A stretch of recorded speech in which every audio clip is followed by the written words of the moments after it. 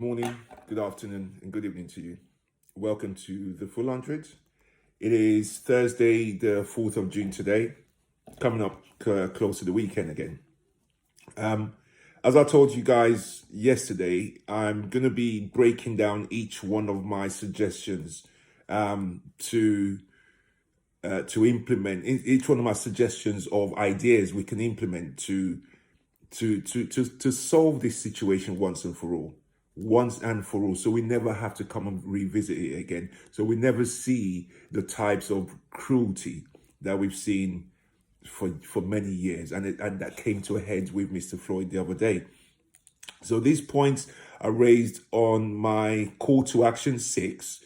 Those of you who haven't watched it, go back and watch my call to action 6. I got call to action 5, which is the beginning of the Floyd situation. So if you want to see the whole picture, then go back to call to action 5 and call to action 6. In call to action 6, I mentioned a few points, 6 points that I think if every country implements these situations, these laws, it will solve a lot. Okay, so today we're going to be discussing the second one of them. Yesterday, as you know, we broke down one of the other points, and today we're going to be looking at the race offenders register. So that's what we're going to be breaking down today, just so you get a picture of what my suggestions about and what ideas that I'm putting out there for you guys to fully get it. Okay, so without further ado, guys, let's get to it.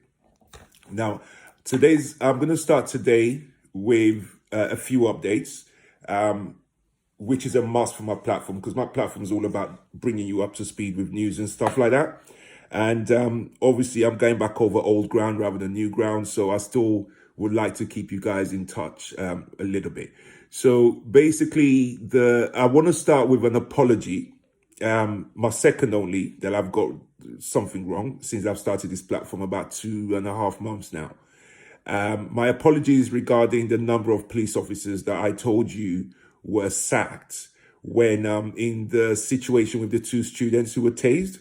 All 4 officers were charged, all 4 were charged, or 6 were charged, but only 2 were actually sacked. And I claimed yesterday that 4 were sacked. That was an error on my part, and I do apologize. So 2 were sacked, but the rest of them have been put on leave, but all of them have been charged with assaulting the 2 young people in the car. So let's move on to today's topic. So before I get on to discuss what it is that we're going to be discussing today, I want to show you guys a couple of clips of things that have transpired in the last 24 hours. If you remember, I mentioned not a riot, but more it was a right-wing neo-Nazi march through the town of Charlottesville in 2018, where one of the right-wing mad people drove a car into the crowd. That whole incident started over a statue of General Lee. Now, General Lee was the leader, the top general for the other side, the side of them in the American Civil War that wanted to hang on to slavery, so the Confederate side. So there's a statue, and he was also a notorious slave owner. He went to war with his own country so he can keep slaves, just so you know, and killed thousands more, and still lost the war. Okay, so he wanted to split America up so he can keep slaves. So the other half of America, you lot want to free slaves, you lot go on your own. We want to keep our slaves. So he went to war. And there's statues of him in the South. And there's a particular one in Virginia.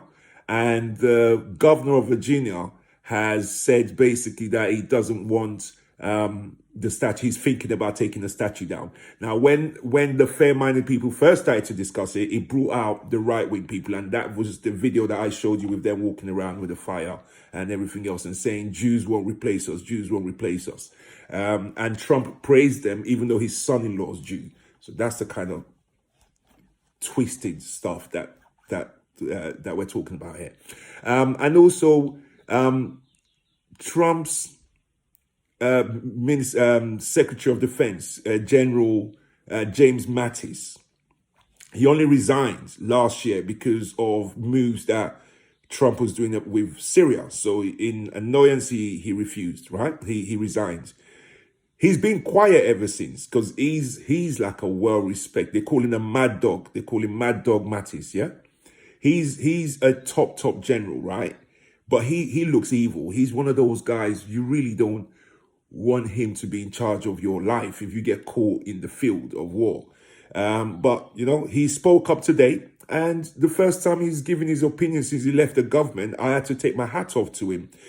That monkey's in a lot of trouble. He's in big trouble because the Christians are turning slowly against him. And I guarantee you because the Christians in America are evangelicals and the others. So the Catholics, the Protestants, and then you got the evangelicals. The evangelicals is is the part that houses the KKK. The evangelicals is the part that houses the black racist priests. Evangelicals is where you find the black priests who want to support Trump. Evangelicals is where you find people that put out scaremongering stuff that they're instructed to put out into our communities. So evangelicals are still backing him, even though within evangelicals they're slightly split as well. Since the border incidents with the kids, at that point, a lot of evangelicals were speaking out against him. But he still holds on to the majority of them because in their eyes, they're so racist thinking that to push their agenda forward can only take someone like Trump because their ideas are so far out. No other president will entertain what they actually demand or what they want, you know? So General Mattis spoke up, which is fantastic. And then also, so I'm going to bring you guys these videos. I'm just telling you what you're about to see. Also, I'm not even going to talk about this. I want to show you a clip. It will be the last clip in this series of couple of videos that I'm going to come back and then I'm going to show you guys that clip because I need this video to stand on its own to explain what the atmosphere, the mood that's been going on lately. There is a definite change in the air, a definite, I can feel it.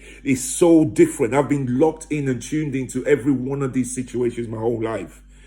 This feels different. It feels different. This is a moment to grasp. This is a moment that we can seize and change things forever. Come out the other side. But those need laws to happen. So we're going to discuss one of them in a minute. But in the meantime, I want you to have a look at the story about General Lee, about the statue being taken down. And I also want to show you the clip of what the good general, I call him a good general now, but General Mattis, Mad Dog Mattis, this is what he had to say to the monkey in the White House. Take a look. Comparing President Trump essentially to Hitler and saying that he's a threat to the Constitution. CNN's Jeremy Diamond live in Washington with the details. Jeremy. John, it was a withering statement from the former defense secretary who, for the last year and a half since he left his post as defense secretary, has been largely silent on President Donald Trump, his former boss. But now he is breaking that silence, criticizing President Trump's response to the protests across the United States, in particular his decision to deploy military forces here in Washington, D.C., specifically criticizing the use of National Guardsmen in that aggressive dispersal of protesters in Lafayette Square just before President Trump went out to St. John's Church for that photo op last week. Mattis is also criticizing President Trump for a lack of leadership, and let me read you part of that statement. Mattis writes, Donald Trump is the first president in my lifetime who does not try to unite the American people, does not even pretend to try. Instead, he tries to divide us. We are witnessing the consequences of 3 years of this deliberate effort. We are witnessing the consequences of 3 years without mature leadership. Now, angry and appalled. When I joined the military some 50 years ago, I swore an oath to support and defend the Constitution. Never did I dream the troops taking that same oath would be ordered under any circumstance to violate the constitutional rights of their fellow citizens, much less provide a bizarre photo op for the elected commander-in-chief with military leadership standing alongside. New York City police officers are in the hospital after being attacked in Brooklyn. Police say 2 officers were on an anti-looting patrol when a man walked up and stabbed one of those officers in the neck. 2 other officers were shot in the hand. None of the injuries are thought to be life-threatening. The suspect, we are told, is in critical condition. Police released this photo of the knife they say was used in the attack. We're going to bring you updates on this breaking story as we get them. Developing in Virginia this morning, the governor there is expected to announce plans to remove a statue of Confederate General Robert E. Lee in Richmond. Obviously, Richmond was the former capital of the Confederacy. Protesters in recent days have tried to pull down the statues on Richmond's historic Monument Avenue, despite warnings from police that it could put them in grave danger. This would be a major symbolic moment if it were to happen. So, welcome back, guys. Now, second clip I want to show you before we go into our topic for the day is to further ram home the change that's happening. My advice to every black person who watches this, no matter what country you're in, forget about the petty stuff that you think is important. Forget about your issues with work. Forget about issues with COVID. Forget about anything else. There should be one most important thing in your life right now.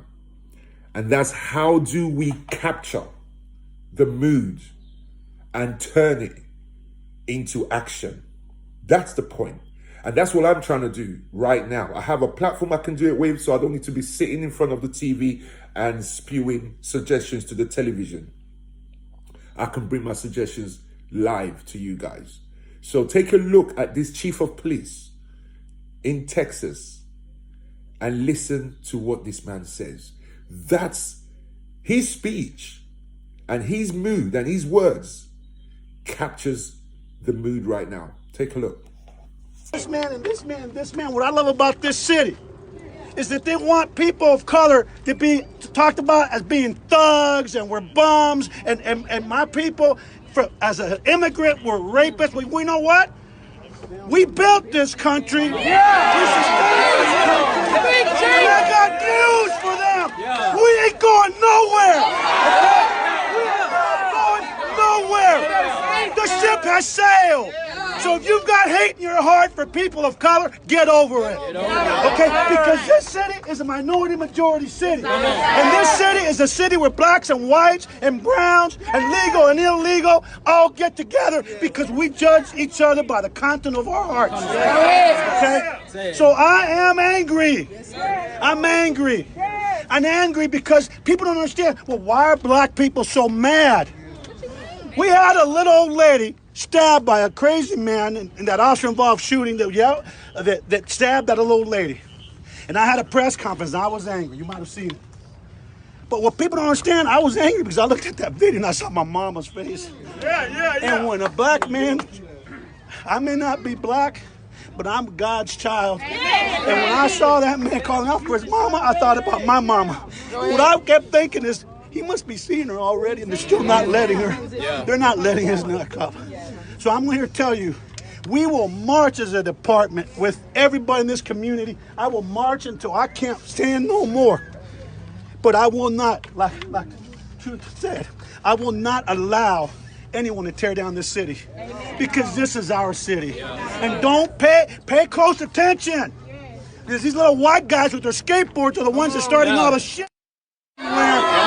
Knowing full well that black people and brown people are angry, and knowing that they will start, if they start it, we will follow. Don't follow that bull.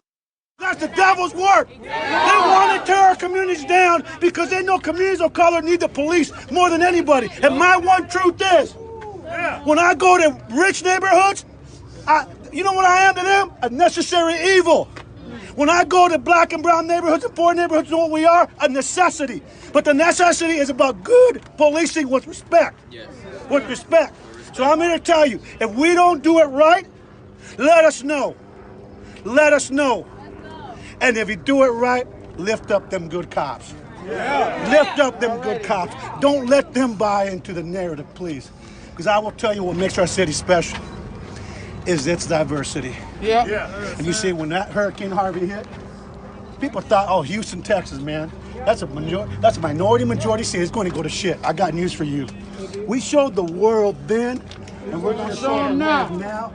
So all those nut jobs that are out there, when George Floyd comes in here, You ain't gonna have to face the police when you start trying to tear down our city. You're gonna have to face the people of the 3rd Ward, the 5th Ward, everybody in this city, because we stand as one in his name. God bless him. God bless you. Welcome back, guys. That's amazing, right? I mean, I'm seeing it. I'm not bringing you every single one of them, but I'm seeing it all over. I mean, you still got some Republicans that, for example, one Republican today was saying, I think Mr. Trump should just send the troops in, when his ex-defense secretary, Mattis, Mad Dog Mattis, that they all are scared of in the Republican Party, he's giving it to Trump, as you saw in the video. He's smashing him to pieces. Defense chief after defense chief after defense chief coming and saying, that, what is wrong with you, right? But you still have Republicans who are saying, oh, you should have brought in, and obviously they don't care because their voters believe the same. So let's get down to today's topic, guys. My second proposal is to establish a race offenders register. I'm going to get to what this is going to do towards the end. But the first part I'm going to discuss is, why do we need it? What's the purpose of it? And I'll put it to you like this. Everybody knows that things need to change, right? But not everybody knows what exactly you can tweak or add, or what laws you can bring in to make that change. I think I do. That's why I'm doing these. That's why I put my suggestions out before anybody else said it. Because they are, you see, what keeps happening time and time again is a simple, how do we do that? How do we even begin? It's such a huge task to change people's mindsets. How do you stop that ordinary man on the street from saying racist stuff? How do you stop that woman on the bus that says, go back to your country? How do you stop that politician that says, go back to your country? That, when you put it like that, it just seems like, what's the point? I mean, where do we start from? However, what we don't do is we never look at this issue like other issues. We never look at racism in the same way as the kidnapping and murdering of a little girl by a rapist. We don't. We don't look at the conservation of parks for wildlife in the same way as we look at racism. We don't. We don't look at the conservation of the protection of elephants, crocodiles, tigers, bears. How many animals have we protected in my lifetime? Near enough every bloody animal is protected now. You know the only animal that's not protected? The black man. The black man. That's the only animal that's not protected. That's the only animal that when it comes to discussing how to protect it, we're like, oh, how do we start? How do we start? But if I was to get a few reports together, go to the right charities, they do their investigation, within 6 months come back, they're going to go to the government, they're going to go to the press, and they're going to go, look, we need to protect the pigeon. And we'll find the law to protect the pigeon, my friends. That's what annoys me more than anything else. So on this situation, I knew what they were going to do. I knew they were going to go, you got to give us time. It takes time to work. But what I'm doing with this platform, guys, I'm giving them 6 simple, quick laws that can be put in place. 2 of them are for the long term, for 10 years, not to put in place 10 years from now, but if we start the work from now, in the next couple of years, we'll start seeing the results in the criminal justice system. But those I will discuss at the back end of this whole thing, because the first 4 are immediate ones. The next 2 after that are long-term goals that can change everything. So one of the short-term immediate goals that can change everything, that's a game changer, is the race offenders register. My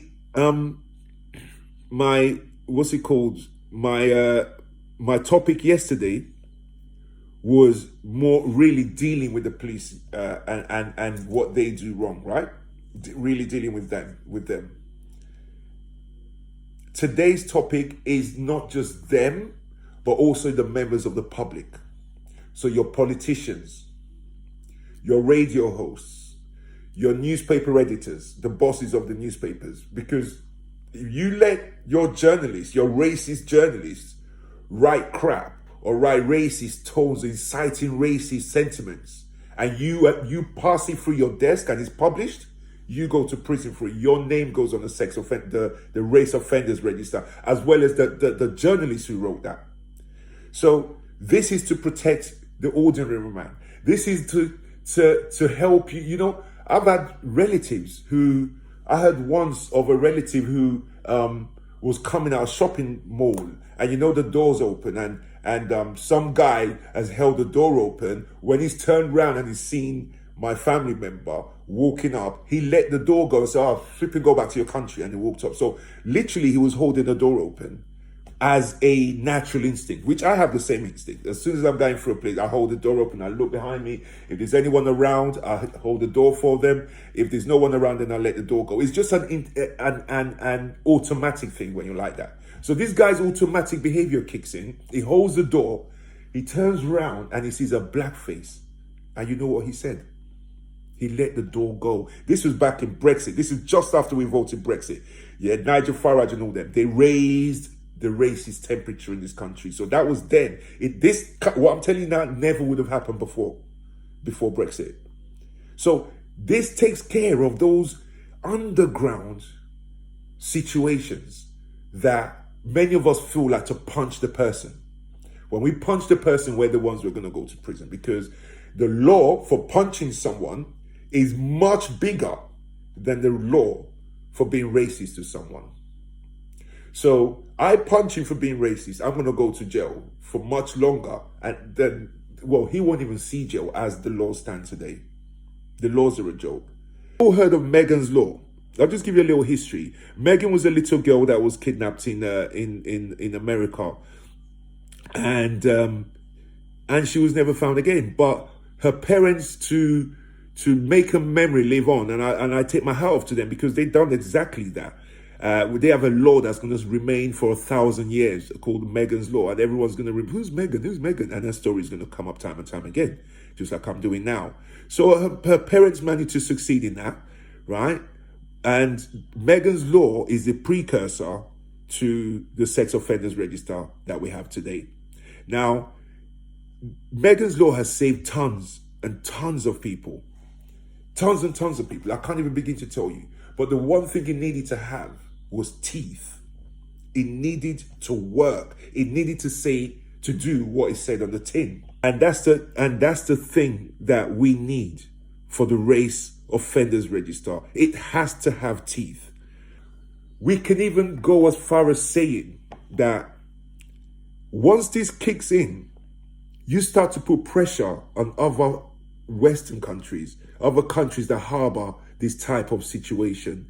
Australia harbors that with its Aborigines. New Zealand harbors that in some ways with its own indigenous people. America is not just the blacks that getting it, it's the Hispanics that's getting it, it's the American Indians that's getting it. In the UK, is the black and the minority community that gets it. In France, the same thing. You know, so once this kicks in one country, it's about making each country have it in. And then many of you have seen my my call to action, my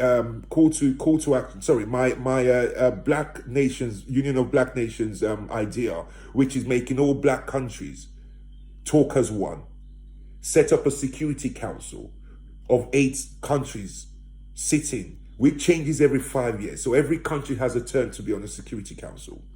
And from that security council is where we deal with things like this. We have the Security Council of the Union of Black Nations. What you do, you issue a diplomatic statement. Explain what happened to Mr. Floyd. Yes, he's American, but he's a black man, and we represent every single black person on this planet. No police officers would have done that to him if they thought he was British, even black British. You know why? Because it's a diplomatic situation. Boris has been quiet this whole time, but he would have been forced to speak if that was a black man that did, a black British man that did that to, a black French man they did that to. But those are French citizens. And I tell you what, even though they speak up, it'll probably be off the back of pressure. Why are you saying anything, Mr. Johnson? It'll probably be off the back of pressure. And then once they've said it, what they do after that, nobody knows. They might just pick up the phone and say, look, I had to do it for the press. Listen, I'm not going to get involved. You lot just do your thing. He's a black fella. Do we know? No, we don't. However, with the Union of Black Nations sending a diplomatic message, calling in the ambassador of America in their to wherever the headquarters might be, call the U.S. ambassador in that country to the headquarters of the Security Council and grill him. Do that once to an ambassador, and believe you me, there'll be an internal memo circling around telling all police forces, please stop what you're doing. But seeing as our black nations are too lazy to even speak up for Mr. Floyd, then obviously that's a long way away that. So that's why I've come back to the measures that the Western countries can implement to get things moving and to get things changed, right? Now, any country that doesn't implement this should be labeled as uncivilized. Can you imagine a Western country right now that doesn't have a sex offenders register? It would be diabolical. You'll be like, why? What were you? Are you a sex offender, Mr. President? Are you a sex offender, Mr. Prime Minister? So why don't you have one in your country? That's the same way that this race offender register has to have teeth. It has to have the magnitude that you are a civilized country when you have that you are a country that cares about your people when you have that.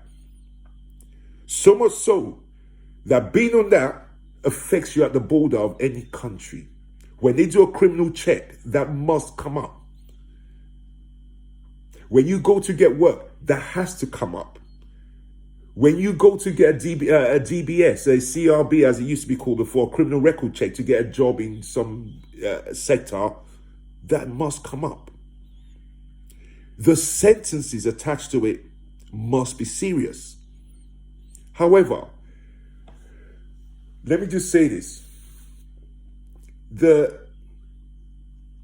laws or the definition of what qualifies as a racist comment and therefore charged and incarcerated or charged and fined, whichever the case might be, and then on the on the race offenders register, the criteria cannot be constructed by white people. I'm sorry. It cannot be constructed by white people, because every single anti-prejudice law that we have right now was generated, drafted, and functions only in the favor of the perpetrator rather than the victims. All of it, even the Civil Rights Act in America, all of it is written in favor of the racist guy, the racist person. That's why all of the laws are weak.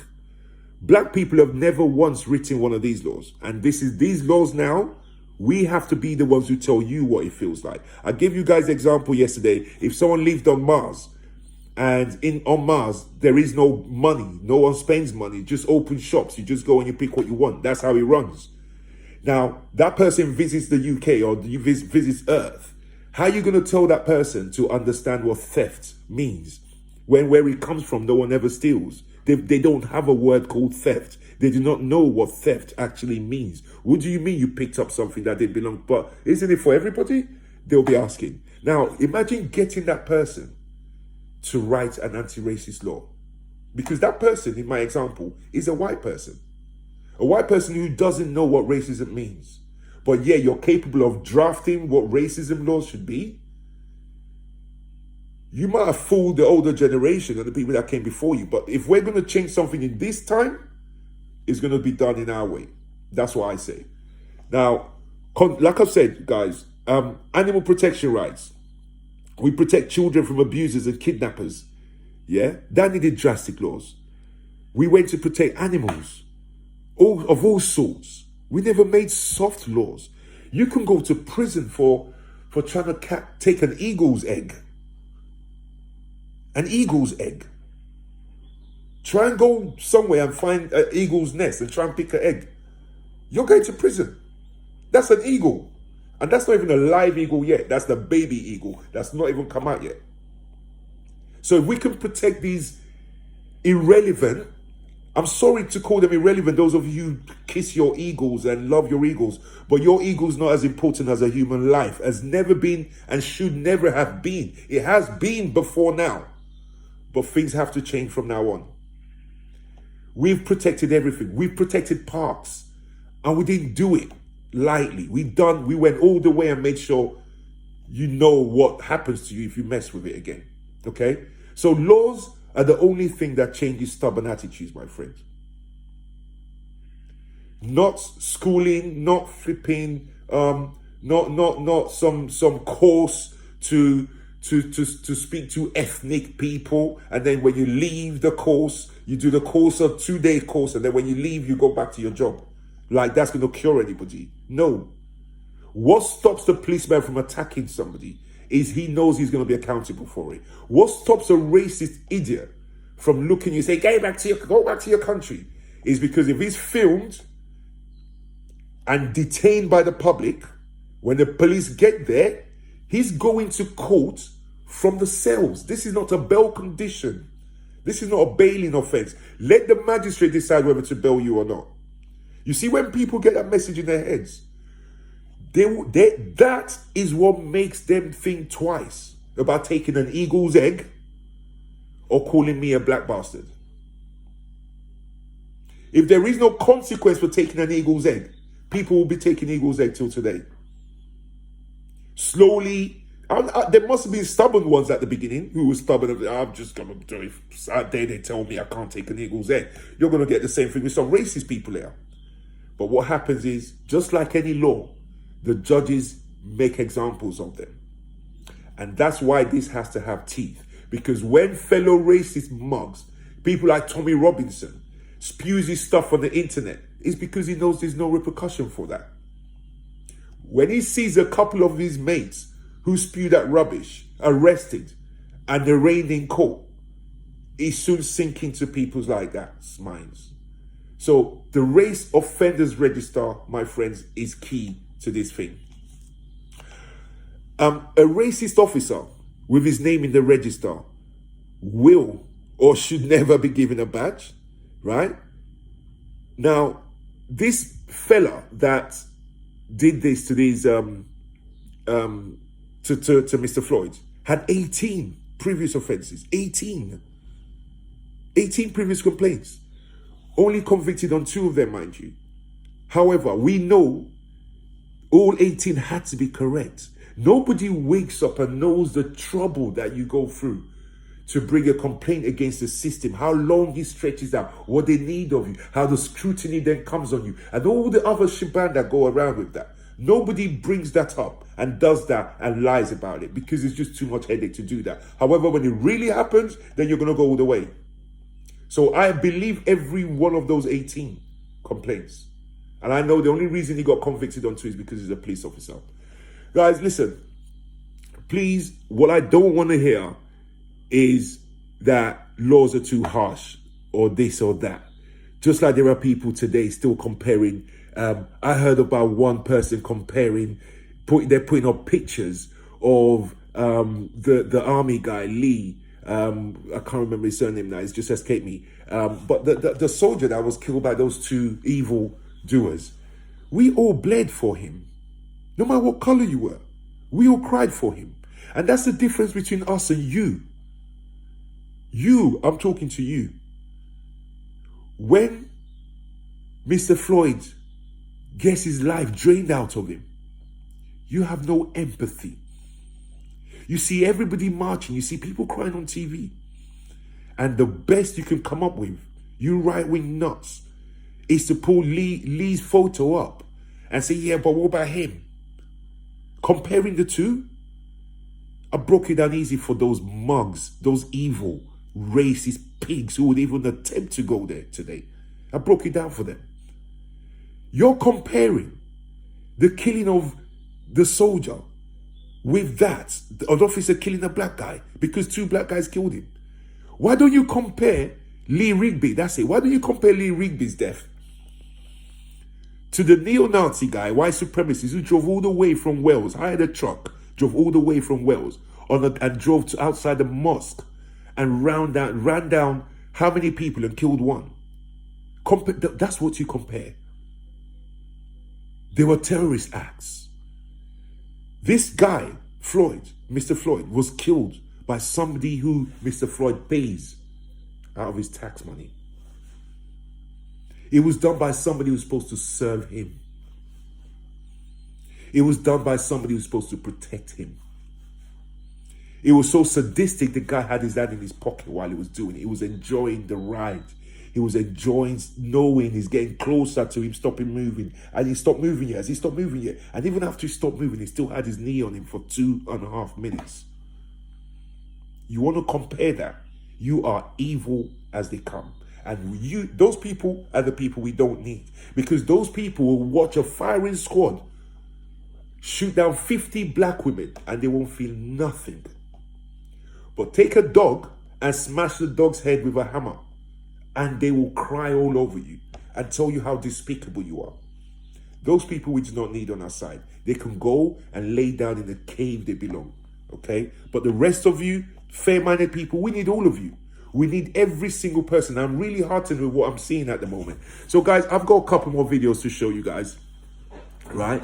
And basically there's the accountability issue is the main thing that I want to bring across to you guys. And when you hear this guy, when you hear really what our issue is, then you'll understand what I'm saying. It's about accountability. It's about the police being or doing what they're supposed to do, which is protecting people. Take a look at these couple of videos. To Florida, now the subject of an internal affairs investigation after a video surfaced on Monday of him kneeling on a suspect's neck. Here is a portion of it. Man, you got your knee on my man's neck, man. On his neck, bro. I got you. I got you on his neck, bro. I got you on my man's neck, sir. They say officers were detaining Patrick Carroll on domestic violence charges when he began resisting. Sarasota police, though, say that kneeling on a suspect's neck is not a tactic taught, used, or advocated by the department. It's just accountability. A cop hurts somebody, he gets arrested, not just fired. They should also fear going to jail instead of being able to just transfer to another county. Because that's what happens. They get fired from one, they go work for another. Welcome back, guys.